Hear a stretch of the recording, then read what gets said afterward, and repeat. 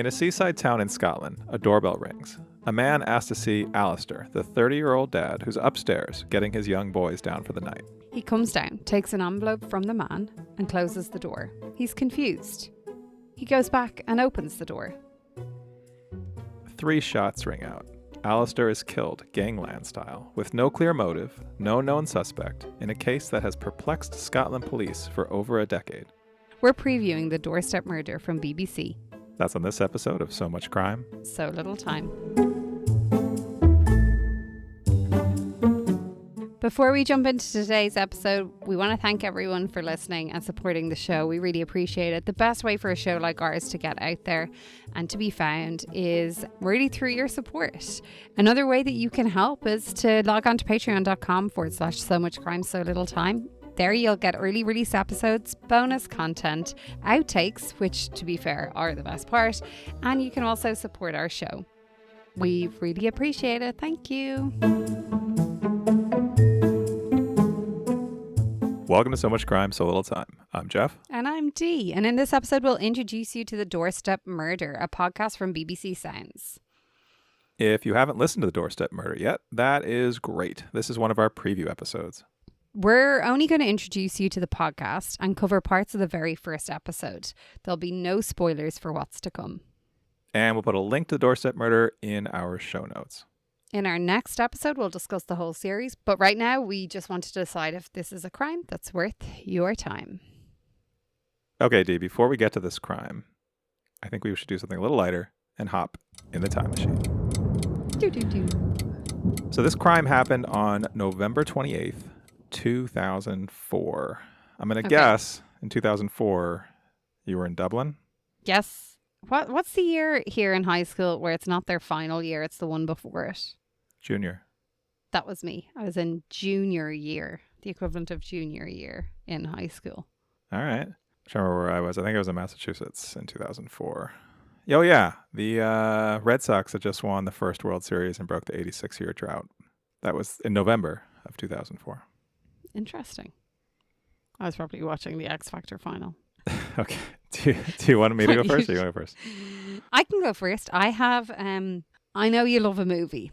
I do. I'm going to name the movies for you. I have quotes from reviews, user reviews, not critics reviews of each of the movies. And I want you to try and figure out which movie is which. Okay, let's do it. Okay. Do you know the top 4 movies of the time? I know the top movies in the U.S. at the time. I think this is the U.S. Okay. Do you want me to say what they are? Or do you want to say? Go on, tell me. Okay, well, first of all, I want to call out that 2 of the top 3 movies in the U.S. were 2 of Paxton's all-time favorite movies, and I was delighted to see this. The number 1 movie was The Incredibles from Pixar. Then National Treasure, a Paxton favorite. Then The Polar Express, also a Paxton favorite. And then the SpongeBob SquarePants movie.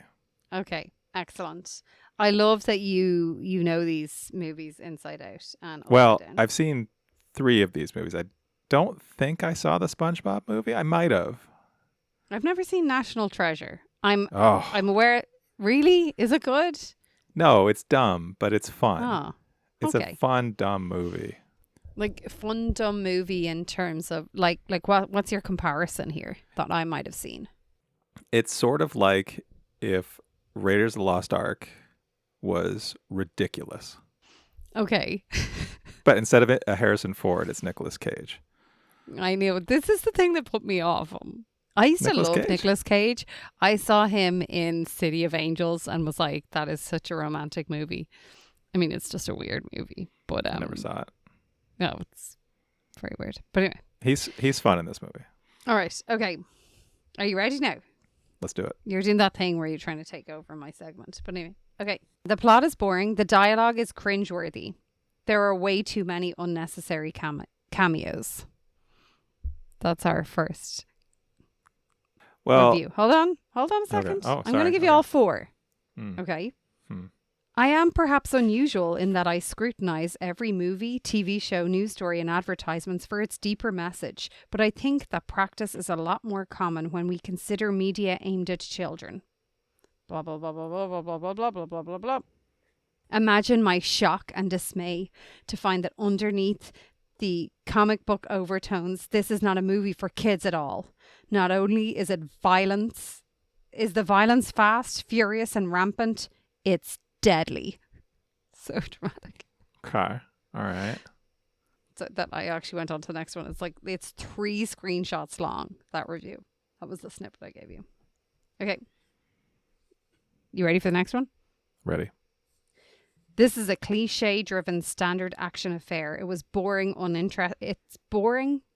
boring, uninteresting characters, a contrived plot, and big explosions. It features an impressive cast of characters and a very weak script. Yep. Okay. All right. Feel good about this so far. You do?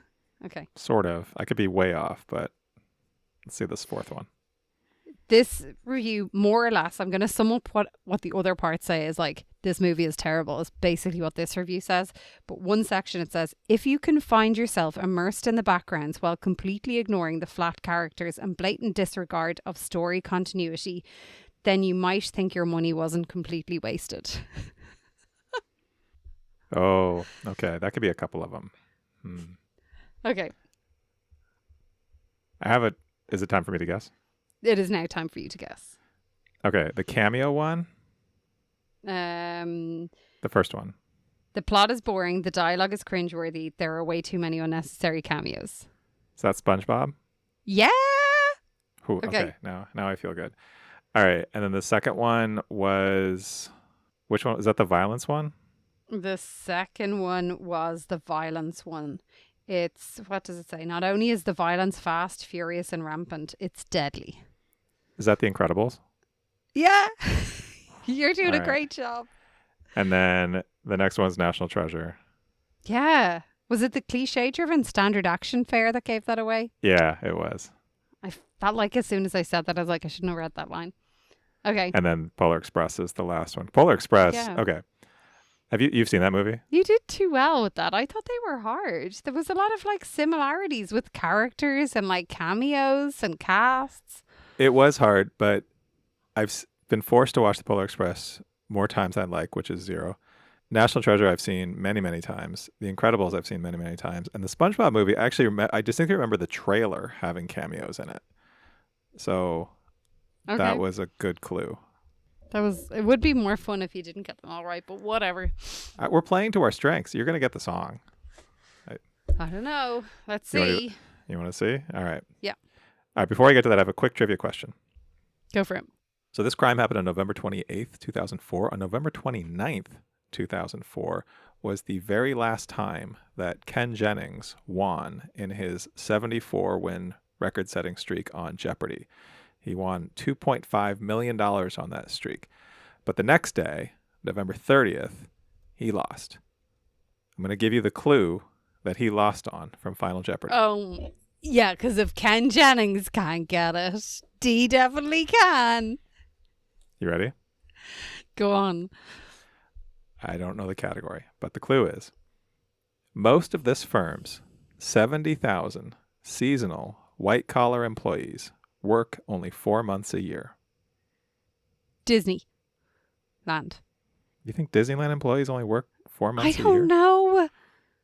Do you know what Ken Jennings said? What did Ken Jennings say? FedEx. Oh, it's Amazon. No? H&R Block. Taxes. Yeah. It's a hard clue. It is a hard clue. All right. So I looked up TripAdvisor so we're in Nairn. What's the name of the town? Nairn. So we're in Nairn, Scotland, and so I looked up Nairn. Nairn. Nairn. We're in Nairn, Scotland, and I looked up the #1 restaurant according to TripAdvisor. And I want to be clear before I have terrible reviews of this restaurant that I thought were really funny. This is a restaurant that has 274 reviews and an average rating of 4 out of 5 stars. Woo! So this is a place called, I don't know how to say it, the Havelock, Havelock. Mm-hmm. Havelock. It is a hotel and a restaurant. It is also across the street from the site of this murder. The one that you went into? I don't know. Maybe. I'm not sure. She went in for the towels. This might have been where she went. Yeah. Oh, There's gosh. a couple of hotels right by there, but this is 43 feet away from the house where the murder happened. Okay. So this is from someone called Anthony Frazier. They've had 38 contributions. And the headline of this one is Tough Visit. This is from January 2019. Went to this pub today for lunch. Very disappointing indeed. My friend and I both ordered. This is a bad review that starts bad and gets funnier as it goes. My friend and I both ordered the roast beef with veggies. It looked good when it came, but when we tried to eat the beef, it was so tough it proved impossible to eat. My parsnip proved to be a bit dry as well. We complained. Parsnip, like just one. Yeah, Just single one parsnip. piece. We complained and sent it back. We then ordered macaroni, which was okay, but it could have been hotter. It was a bit bland until we added some French mustard. We also noticed this is where it really takes a turn. We also noticed that other people had ordered the roast. I would have thought they would have stopped serving it after our complaint. When I say it was tough, I mean tough. Brake lining comes to mind. Brake lining? We also noticed that the other diners left a substantial amount of meat on their plate. One couple who had also ordered the roast were feeding it to their dog. It was a wonder to me that they did not complain. When my friend passed the diners with meat on their plate, she looked down at it, and the gentleman nodded his head. A very disappointing experience. The gentleman nodded his head, not like, stop looking at my food. So these people, without really talking to other people, are just all up in everybody else's business about this roast. That's so funny. Yeah. Alrighty. Moving swiftly on from our time machine, we're going to jump into the podcast we're here to discuss, Jeff. So let me give you a bit of an overview of it. It was released in 2018. The host and producer was Fiona Walker. There are 8 episodes in total, each only like 20 to 25 minutes. So not a huge investment here to get through this story.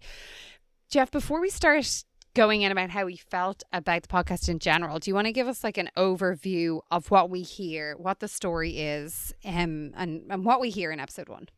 Yeah, I mean, we kind of did this in the teaser a little bit, but let's just recap now in case you missed that. So it opens with us hearing a description of the night of the murder. So we're in this town on the northwest coast of Scotland, Nairn. Veronica Wilson hears the doorbell ring. She goes to the door. It's someone she does not know. He asks to see her husband. He basically just says his name, Alistair Wilson. He, at the time, is upstairs with their 2 boys who are 2 and 4 years old, getting them ready for bed. They had a bath. He was reading them stories. He comes downstairs, takes an envelope from the man, goes back inside. Then he decides to go back to the door to see if the guy is still there. And when he does, he gets shot 3 times. That's the crime, and that gets described in fairly visceral detail along with a bit of a 911 call at the top of the episode. We then kind of jump around a little bit. We hear about Veronica and Alistair's kind of whirlwind romance. They got engaged after just 6 weeks together. And then we also get a bit about the investigation. So this, at the time this podcast came out, which was 2018, it had been over 13 years since the crime happened, but there were still 20 cops assigned full time to this case, but still no motive, no suspect, just a lot of questions. Yeah, did I miss anything? No, I think that was a pretty good summary. Alrighty, like where do we want to begin here?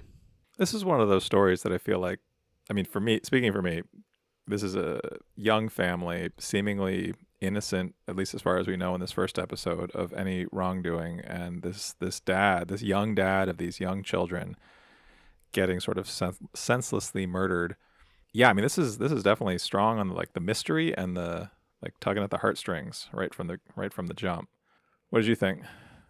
Yeah, I totally agree. Like, I think there's so many questions, obviously, so many questions about the story of it. But I think as you alluded to, like as you were recapping the episode, there's like a love story at the center of this. I know we said that in the last episode. Like, I'm such a sucker for a love story.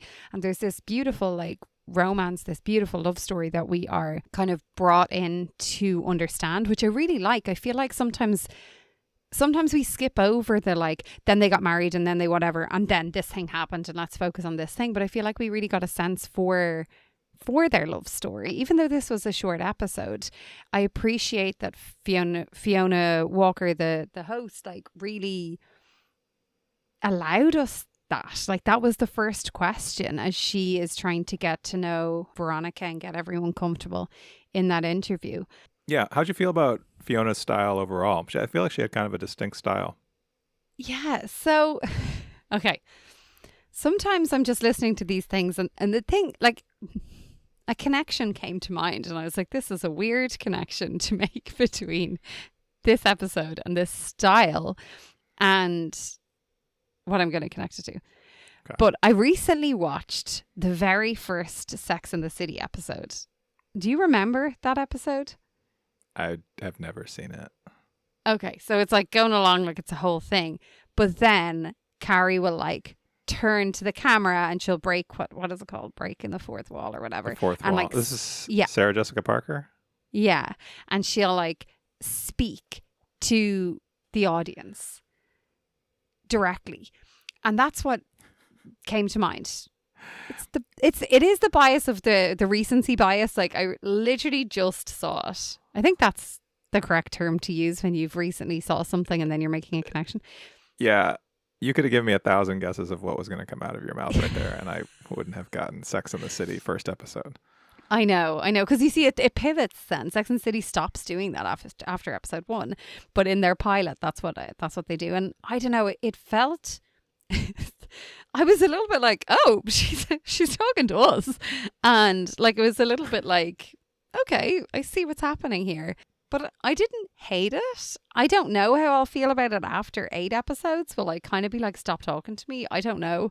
But maybe it's a way of creating the like, you know, if there's 2 hosts or if there's like, if there's a back and forth going, you might get this more casual storytelling format, but we don't have that here. She's interviewing people, but she can't be lighthearted in her interview. She can't do all this within the interview. So I don't know. I felt like it was interesting. I felt like it was kind of unique. It's not something that we've heard in any of the shows that we've reviewed so far. I feel like we must have, and I just can't put a finger on where it was. There was one thing she said that gets to what you're talking about that stood out to me, where she was playing I forget who it was. I think it maybe was the Gary Cunningham, the lead investigator, talking about, well, she's playing a bit of an interview, and then she says, oh, I almost cut this next part. I almost cut that part after she plays it. Yeah. And she talks about how, like, you know, did a lot of interviews for this podcast, and we can't include them all. But so to me, that was, I guess what we've heard before is we've heard other people kind of talking about the construction of the podcast that we're listening to. Sort of a little bit meta, like the breaking the fourth wall. But she did it just in sort of a slightly different way than I can remember anyone else doing. And I kind of liked it. Like, I kind of felt like we got a little bit of her process in a way that was interesting to me. And maybe that's just because we've now listened to so many of these podcasts, and to hear someone kind of talk about how it's put together is interesting to me at this point. But yeah, I don't know. I liked it. I also feel like the sort of, the biggest thing she does is she gives context for some of the decisions. And I mean, that was giving context for it, but like she does that in different ways throughout this first episode. And I don't know, I like context. Well, even like addressing it straight on, like I know a lot of you were asking, and I do ask Veronica, did she have anything to do with Alistair's murder? We'll cover that in a future episode. But by the way, like, there's no like, let's leave that hanging. Like, did she have something? It was like, she has been cleared. The police do not consider her a suspect. Like, that is said outright. I have a question for you about that. Mm-hmm. Actually, I have 2, but I have at least one. And this may be recency bias from listening to Deadly Mirage. Yeah. So the way she framed that was, she said, I have a really hard question to ask Veronica. that you're all thinking. And as she's saying that, I'm thinking, what really popped into my head was she was trying to ask Veronica if Alistair was having an affair. Mm. That's where my head went. And so when she said that Veronica had something to do with it, which you're right, that was in Deadly Mirage, that was the whole plot. The other thing I wanted to ask you about that is when someone says that, we've definitely heard in other podcasts, including in Operation Morning Light, where the host says, we're going to come back to that later. Like that was in Teacher's Pet. That's in a bunch of them. I immediately put that out of my brain and forget that I ever heard it. Like I don't file that away of like, oh, I can't wait for them to come back to that. And then when they come back to this, like, oh yeah, I remember when they mentioned that in episode 1. Do you log that information? Like, does that stick with you? I think it depends on like how much I think it's going to be pivotal in the story, and it depends story by story. Here, it doesn't feel like it's going to be pivotal. My thinking there was like, I wasn't thinking Veronica had anything to do with it. Like, surely if she had something to do with it, she's not getting someone to come to her house when her kids are upstairs to shoot her husband. That seems improbable. It feels like there's a lot of ways that could go down that is not as traumatic for her, for the house, for the kids. Like, it just feels like no. Although at the same time, we've heard of so many people having someone they know murdered, and it's put together so stupidly and poorly. But that wouldn't be stupid or poor. That would be cruel on like the most unimaginable level, I think. Well, I always go back to Hitman, where that murder was carried out with, I don't know, it was horrific in its sort of insensitivity to the family. But like, you're right. He got his kids that he cared about out of there. He didn't leave kids to be traumatized who like were in the house at the time. That's true. Here, though, it's interesting. So this is a short episode. There's not a lot of space to cover a lot of things. But like you said, she makes space for their relationship story and kind of here. But it's kind of an odd way of being described because they talk about how they'd only known each other 6 weeks. They got engaged. And Veronica's asked, what about, was it love at first sight? And she's like, well, basically, he was punctual. No, I think her response was like, I don't know about that. Maybe for one of us. Which is kind of an odd thing to say. He seemed like a caring... one of the things that I think Fiona did really well was set up the fact that this must be horrendous to go through another interview 10 years after, or I think it was 13 years after. Yeah. To know, because it was for video as well, to know the people are watching what you're saying, they're watching where your eyes are, they're watching what your hands are doing, they're watching what your body's doing, and they're watching how you're saying everything. And so it felt like as she went on to explain it, because I heard the maybe for one of us or something, and I was like, oh, I wonder, like, that's really weird. But then she started to speak about how handsome he was. And I was like, oh, maybe. And how she didn't like to be in photos. And I'm like, oh, maybe she thought she fell in love at first sight. And maybe she was like, oh, I don't know if he did. Like, I don't know. I didn't think that at all. That's interesting. I think it felt more like an insecurity maybe on her part. So again, I feel like we could nitpick what she said and what was left in. But I don't think so. I think she's just trying to get through something. And I think this is like a really, like, obviously a very stressful time. I can't, like. Can't even imagine. Yeah. That thing about the photos, though, I mean, that was maybe to me the saddest thing of how the boys have a lot of photos of them with their dad because she didn't like being in photos. So she was the one taking the photos and then having those conversations with them. So they were 2 and 4. So the 2-year-old is not going to have any memories.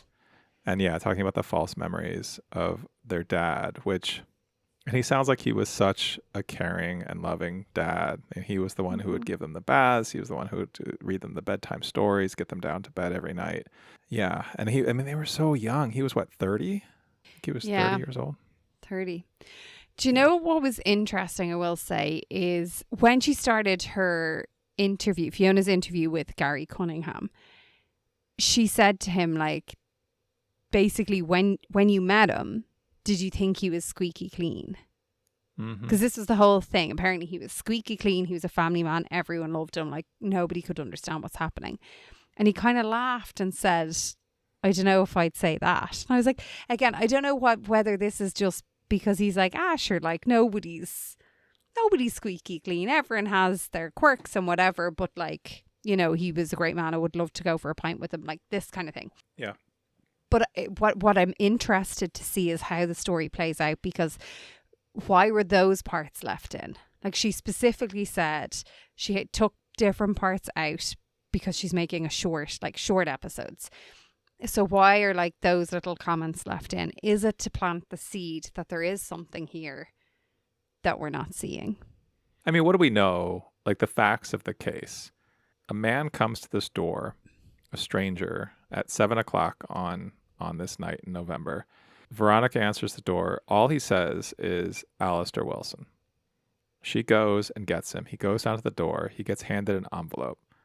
That envelope is like envelope you'd have like a greeting card in. So this is bonkers to me. So he goes to the door and seemingly nothing is said, but he gets handed an envelope. So he leaves, comes back with the envelope and says, "Did he ask for me?" And he goes back down. And then he gets shot. Yeah. That makes no sense. If you're there to shoot him, why wouldn't you shoot him the first time? What's the point of the envelope? The envelope was empty. Yeah. As far as we know. Yeah. And maybe we'll find out otherwise there. But I mean, episode 2 is called The Envelope. Whoa, spoilers. Spoilers. Sorry, but it is. They introduce it at the end. We say at the beginning of our episode that we're not going to have... Okay, yeah, you're right. They said it in this episode. It's called The Envelope. Like, that's not a spoiler. It's obviously a big part of it. They speak about it quite often. But yeah, so it seems so improbable. Because he could just not have gone back to the door and he would have not gotten killed. I know. Was there, like, yeah, how much more are we going to find out? What else are we going to, like, at this point, what are we left to think? So it's, the seed is planted of, was Veronica somehow involved? And it seems unlikely, but that seed was planted. There was the seed planted of, was Alistair not as squeaky clean as he seems? So we don't know anything to that effect, but that seed is there as well.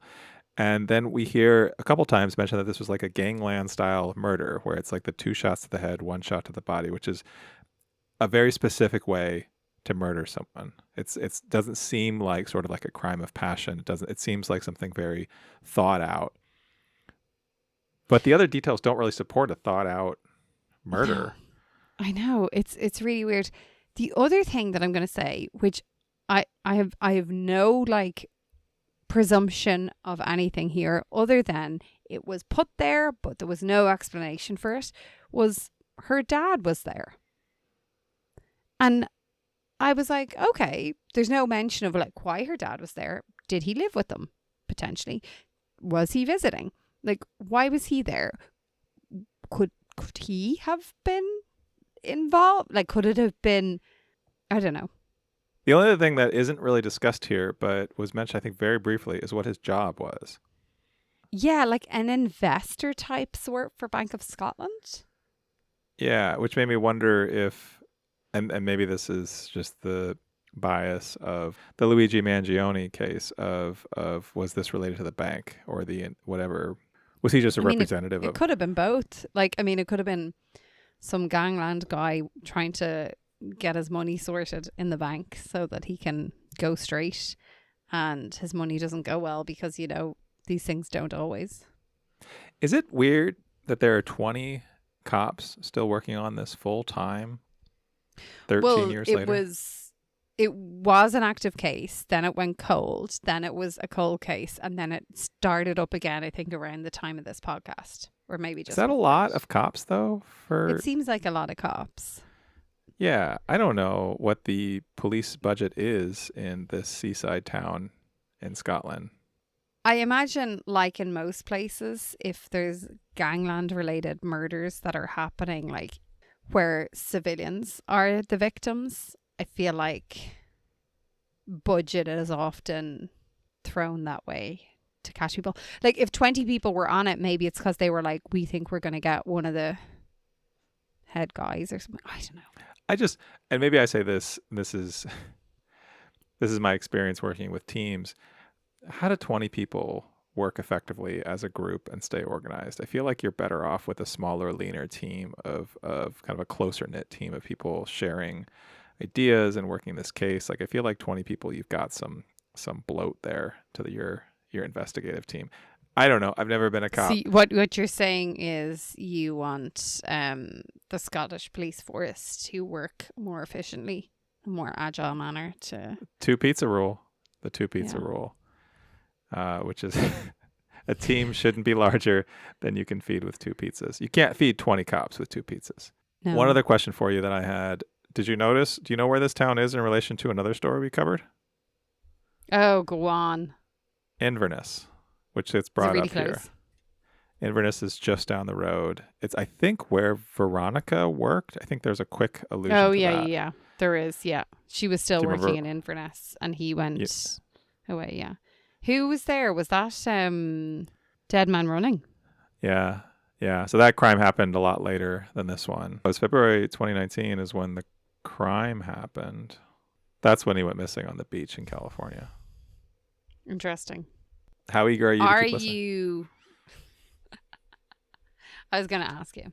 I really wanted to listen to the envelope, so I was like ready to go. I had to pause it, cool my jets. So jets have been cooled. We'll be listening tomorrow. Is our recording getting in the way of you listening when you really want to? Yeah, like I had one headphone in here listening to the envelope as we went, you know. Late breaking spoilers for episode 2. But yeah, no, really eager to keep listening. I don't think it's going to be resolved in 8 episodes. I mean, that's like 2 hours. No, bad maths. Yeah, ish. It's like 2.5, something like that. Yeah. Okay. Yeah, I also, we wasn't resolved in 13 years. Is it going to be resolved in 8 episodes? But I also really want to find out what else there is to know about the story. It seems like it's a real mystery. So definitely eager. Yeah, and intrigued to see if this Sex and the City episode 1 vibe is going to continue or if they're going to change up the format for the remaining ones. Alrighty, so we will see how we get on. Before we go, if you haven't yet, make sure you go over to Spotify, Apple Podcasts, and leave us a 5-star rating. We really appreciate it. Every 5-star rating matters. If you haven't done it yet, your 5-star rating could be the one we've been waiting for this whole time. If you have left us a rating, why don't you go ahead and leave a comment on this episode? Whatever you want.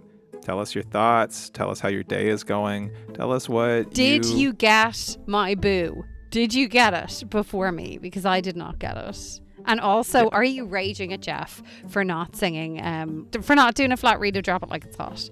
Let us know in the comments.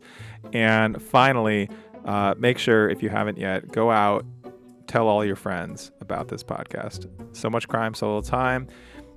Get a skywriter to write it above your kid's soccer game. Hire a mime to come and try to get people to guess what the person is miming, and they're miming So Much Crime, So Little Time. Jeff has some spares. I do actually have 2 pairs of those gloves. But yeah, tell a friend, spread the word. We appreciate it. Thank you.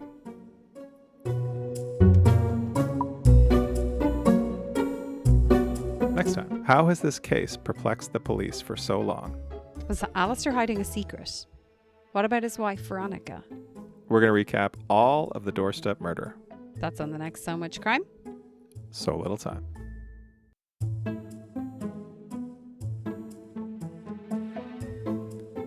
So Much Crime, So Little Time is a production of Mind Glove Media. The executive producer is Paxton Caloriso. Our associate producer is Blythe Ty. Our theme music was composed by Vyacheslav Starostin. If you haven't done it yet, please subscribe to this show on your podcast app. And don't forget to give us a 5-star rating and a review. Even better, tell your friends. To join the discussion, look for us on social media. Check out the show notes for all the links. Thanks for listening.